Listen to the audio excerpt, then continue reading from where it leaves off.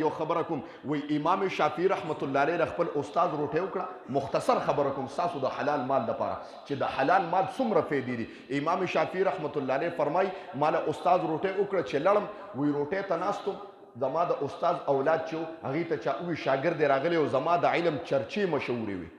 وی ما ته چې خوراک کېښوده هغې ما ته لوټه هم سمه کړې وه لوټۍ راته ایښې وه چې حضرت صاحب راغلی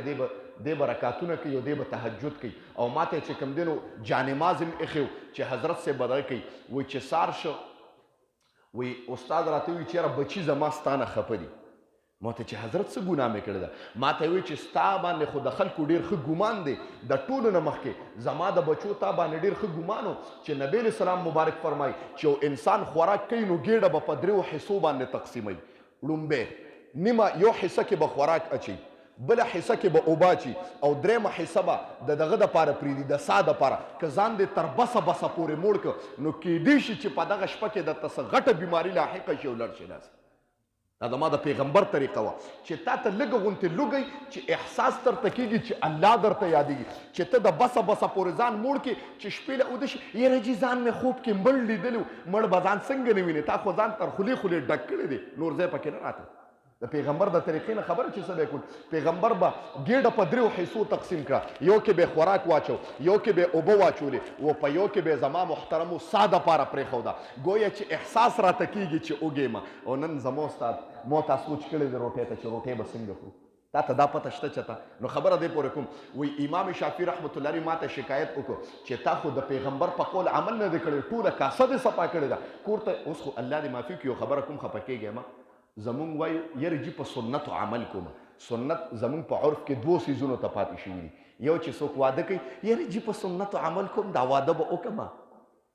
واده اوس سنت واده ته پاتې شو او دویمه خبره چې طالب تر ویښه پورې صفا کړي هلکه دا دې څه چل وکړو یاره جي ما وی چې سنت ادا کړم سنت دوو څیزونو ته پاتې شو واده ته پاتې شو خوراک ته پاتې شو خفه کېږې مه په دې خبرو باندې زما خبرې که سخت دي دا سنت ډېره طریقه ده نبی علیه السلام مبارک وایي ما ته بچو ووایي چې امام شافعي رحمت الله ټوله کاسه صفا کړې ده د پیغمبر په دغې عمل نه دی کړی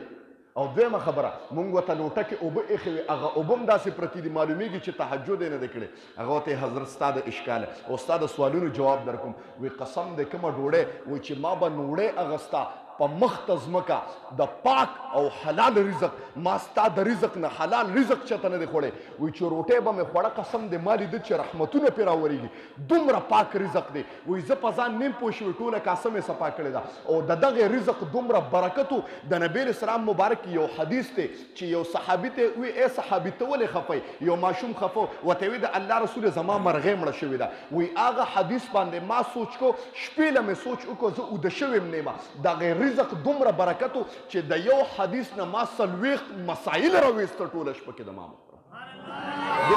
دومره پاک رزق و اوبو ته ضرورت نه راغلی هم په هغه اودس باندې ما سار بیا مونځ کړی دی د ما محترم د رزق ډېر کمال دی چې رزق دی پاک دی زما محترم اولاد به دې نیکمري چې رزق دی حرامو عمده اولاد به راځي او تا ته به کندې اوباسي مرۍ ته به دی ځکه د هغه پرورش په حرامو باندې شوی د ما محترم نبي علیه السلام مبارک فرمایي چې نه به داخلېږي جنت ته هغه جسم کوم جسم ته چې غذا ورکړل شوي په څه باندې په حرامو باندې په څه باندې نو حرامو نه به ځان ساتو حتی الامکان که نه انشاءالله ساتو به انشاءالله حدیث ته غوږ کېدی لا يدخل الجنت نه به داخلېږي جنت ته جسد داسې جسم غذیه چې غذا ورکړی شوي بالحرامې په حرامو سره واخر دعوانا الحمدلله سبب النبی انشاءالله دغه راشي جی مسله جی او یو وظیفه ده دا وګوره ماشاءالله دی پکې ویښ خو ډاکټر صاحب ویښ دی ماشاءالله نور ټول للو شوي دی وظیفه داسې ده بهی چې دا وظیفه څوک وکړي د ده به الله ګېډه پاکوي د حرامو نه او بله خبره کومه چې حرام مال دې وخوړه که مال هم په دې وظیفه کې شته انشاءالله تاسو به د مانه عجایب عجیبه عجیبه وظیفې زده کړئ دې وظیفه کې داسې کمال دی چې حرام مال دې وخوړو دا وظیفه دې کوله را الټې کې به واپس ستا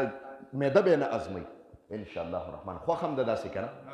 نو دا وظیفه داسې ده څوک چې درس کې حاضر دي هغې ته اجازه ده بار که په سپیکر څوک اوري د هغې دپاره به کار نه کوي دې ته حدیث ته دې وظیفې ته وکې دی وظیفه داسې ده یا رحمانو یا رحیم یا اللہو یا کریم. آسانه ده کنه؟ ما پسې وایه یا رحمانو یا رحیم یا اللہو یا کریم یا رحمانو یا رحیم یا اللہو یا کریم یا رحمانو یا رحیم یا اللہو یا کریم. روز کې به دا وظیفه 1013 پیرې وي. او دې کې بل کمال هم دی چې دا وظیفه څوک کوي وایي دا داسې وظیفه ده لکه انسان باندې چې انسان چې په خپل بچي څنګه شفقت کوي الله په دغه بنده باندې داسې شفقت لکه انسان چې د غېږې په بچي څنګه شفقت کوي خوږېږي به نه په دغه رس کې انشاءالله.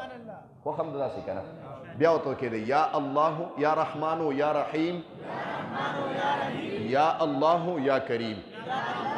روز کې به 1013 پیرې وي. مخکې وروسته به ته 3 پیرې درود شریف وي انشاءالله. ښه واخر دعوانا الحمدلله. جی چاته اوس مسله کې اشکال نشته. الله مونږ چې کوم درس ولوسته خدای خپل دربار الهي کې قبول او منظور کړي. د دې درس په برکت باندې حاضر مجمع ته په نظر د رحمت شفقت الفت او محبت باندې خدای وګوري. الله ستا رضا له راغلي دي، ستا کور ته راغلي دي، ستا در ته راغلي دي. الله زمونږ بل در نشته، الله د مونږ بل کور نشته. خدای ستا کور پاک کور دی. الله ستا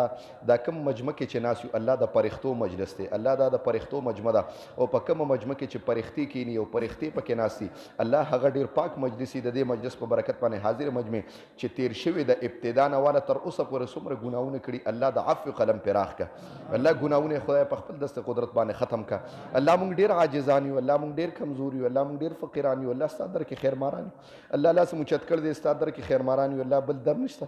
الله د دې کتاب په برکت باندې حاضر مجمع په زړونو کې څه قسم مشکلات دي الله د خپل در نه پوره کړي. د هر قسم آفات او بلیات او اتفاقی حوادث او تانو کچرو هسپتالونو نه خدای دا مجمع وساتي. خصوصا پدا مجمع کې سپینګری ناستي الله د سپینو ډکونه تعالی حیا در دي. الله د دې برکات پدا کلی باندې قائم او دائم وساتي. ماشومان پکې ناستي په وړو خلو باندې الله ستا نوم علي بار علی ستا د حبیب نوم علي الله دا تا ته ډیر خوښیږي. دې بچونه په مستقبل کې عالمان حافظان قاریان مفتیان ته خدای جوړ کې. د دا کلی د پاره خدای سرمایه کې په دا کلی کې خدای د چا خپلو کې بې اتفاقي ده، بغض د نفرت نه لګي. الله ته زړونو بدلولو ولی خدای هغه زړونه ولا بدل کې دا نفرتونه خدای په محبتونو باندې بدل کې. الله بے اتفاقی خدای په اتفاق باندې بدل کې. خصوصا د میروس تاکلی الله تر قیامت د سبا پورې په اتفاق او اتحاد باندې خدای اوساتي. د هر قسم جنگ جګړو نه فسادونو نه خدای اوساتي. په وخت ځن کدنم دا کلمه په جبر راولې ټول شوک سره وای چې لا اله الا الله محمد رسول الله صلی الله یا رسول سلام علیکا یا حبیب سلام علیکا صلوات